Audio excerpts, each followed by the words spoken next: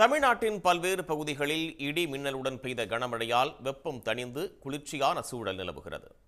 விருதுநகர் மாவட்டம் ஸ்ரீவில்லிபுத்தூர் மற்றும் அதனை சுற்றியுள்ள பகுதிகளான கிருஷ்ணன் கோவில், வத்திராயிருப்பு, வன்னியம்பட்டி உள்ளிட்ட பகுதிகளில் பலத்த இடியுடன் கூடிய கனமழை பெய்தது.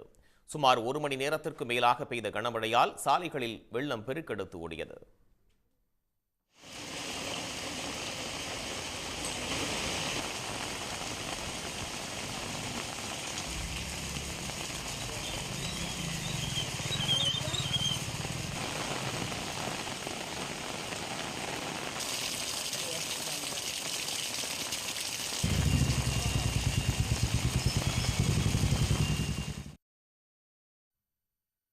கோவை மற்றும் அதனை சுற்றியுள்ள பகுதிகளில் சுமார் 1 மணி நேரம் கனமழை கொட்டி தீர்த்தது. இதன் காரணமாக கோவையில் வெப்பம் தணிந்து குளிர்ந்த சூழல் நிலவுகிறது. இதேபோன்று பொள்ளாச்சி மற்றும் ஆனைமலை சுற்றுவட்டார பகுதிகள்